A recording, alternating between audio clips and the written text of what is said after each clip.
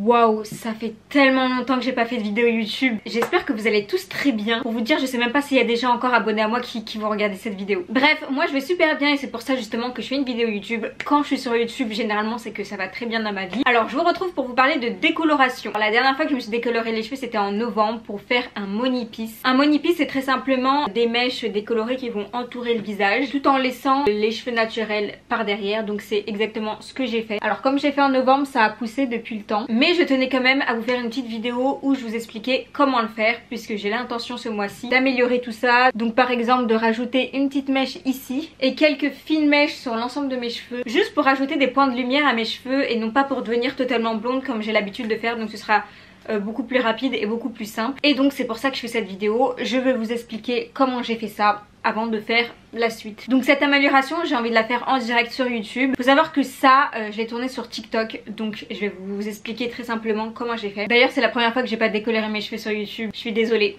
j'ai pas respecté mon engagement YouTube, mais ça revient très vite. Alors en fait la difficulté du moni-piece, c'est d'avoir une sorte de fondu, une sorte de transition entre la partie naturelle et la partie décolorée. En tout cas pour moi c'était primordial de faire une bonne transition. Je déteste les moni-piece sans transition. Juste une mèche blonde comme ça et bim, cheveux décolorés, et je n'aime pas du tout et c'est justement ce que j'ai voulu éviter. Donc je fais de la place sur ma gauche pour que vous puissiez avoir la vidéo que je vais commenter du coup. Donc pour commencer en fait vous allez préparer votre mélange, poudre décolorante, oxydant volume 30, encore une fois je n'utilise que celle-ci. J'avais aussi un peigne avec moi qui me permettait de faire les mèches. Si vous en avez pas c'est pas grave, hein. Sélectionnez tout simplement les mèches. Une fois que vous avez tout le matos, vous allez commencer par faire vos parties. Donc très important, moi j'ai fait une forme de triangle juste ici pour avoir une bonne transition du plus clair au plus fondu. Et les mèches aussi sur le côté parce que je trouve ça tellement joli d'avoir les mèches blondes ici là. À ne pas oublier aussi de l'aluminium, super important. Et aussi un pinceau qui va permettre d'appliquer la décoloration. Donc moi j'ai commencé avec les premières mèches de devant sans faire de mèches, vraiment pure et dure. J'ai pris une fine partie vraiment hyper proche et j'ai complètement décoloré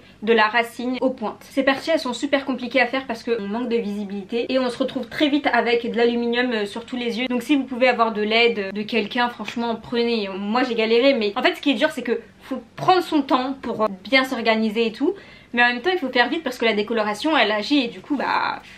Donc une fois les premières parties faites, on se retrouve avec deux petits trucs d'aluminium là comme ça. C'est que le début, vous allez vous entasser au fur et à mesure et moi je vous conseille d'avoir un mouchoir humide avec vous qui va vous permettre de nettoyer votre front entre le front et l'aluminium parce que la décoloration pique la peau. D'ailleurs je vous conseille de faire un petit test juste avant pour être sûr que vous n'avez pas d'allergie. Moi ça va, ça fait longtemps que j'en fais, je sais que j'ai pas d'allergie, mais ça pique quand même la peau et ça la rend rouge. Donc je vous conseille toujours d'avoir un mouchoir humide pour nettoyer en fait tout simplement. Donc ensuite les deuxièmes parties j'ai voulu les faire en mèches. Donc j'ai utilisé le peigne. Après avoir sélectionné nos mèches, du coup on décolore et là faites hyper attention de ne pas décolorer les mèches que vous avez retirées. Donc les mèches qui sont censées être naturelles pour le fondu. D'ailleurs une autre chose aussi, faites attention de ne pas décolorer les racines des mèches qui sont pas censées être décolorées parce que du coup à la fin ça peut se voir, ça peut faire un gros pâté ici.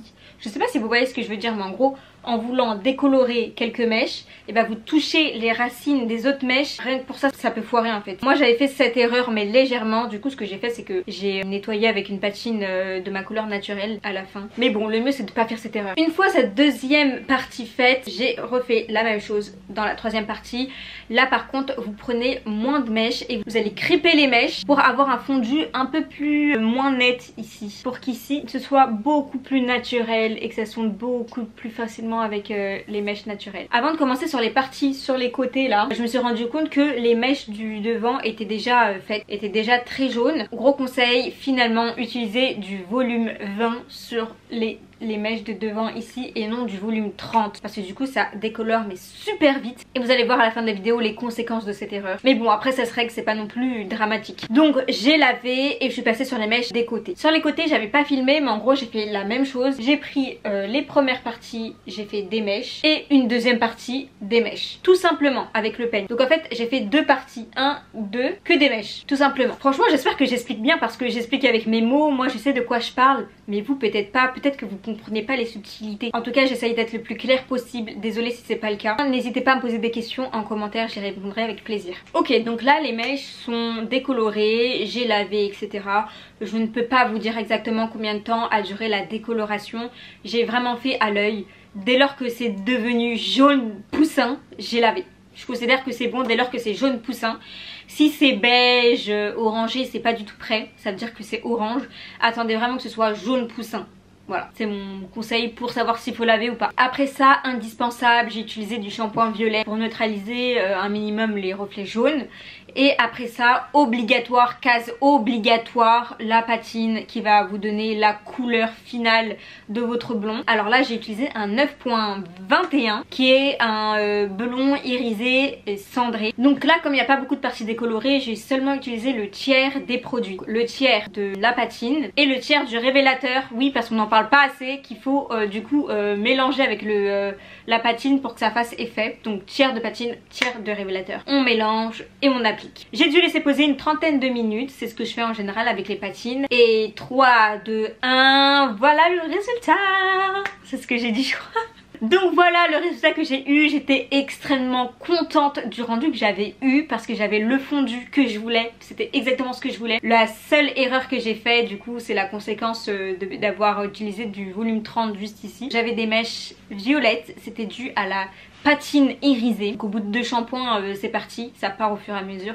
Mais en gros le cheveu est tellement blanc clair que ça prend la couleur de la patine. Mais bon, comme ça part, ça va. Franchement pour une première, j'étais trop fière de moi. Vous dites-moi si vous avez aimé mon résultat. En tout cas je trouve que c'est une superbe alternative à toutes celles qui veulent avoir des mèches blondes sans tout décolorer quoi. En fait j'avais vraiment pas envie de décolorer ces mèches là. Donc moi juste ces mèches là ça me convenait. Le Monipiste je trouve que c'est super bien en printemps et en été comme les balayages blonds en général. Par contre je vous le dis tout de suite, c'est beaucoup plus compliqué que de faire un balayage dans toute la tête. Certes c'est plus rapide mais c'est plus compliqué je trouve. Donc 6 mois plus tard, voilà le résultat de mes cheveux. Donc, comme vous pouvez le voir, ça a bien poussé juste ici. Parce que là du coup on voit trop les racines et ça fait pas naturel je trouve. Je pense que le rendu ferait beaucoup plus naturel si j'avais une petite mèche blonde ici. Donc voilà, c'était le retour. Je vous retrouve très bientôt avec la suite du coup, en espérant ne pas me tromper. Là ce sera clairement en direct sur YouTube, en vidéo. Voilà, j'espère que cette vidéo vous aura plu. N'hésitez pas à mettre un petit commentaire, ça me fait toujours autant plaisir. En tout cas d'ici là je vous fais des gros bisous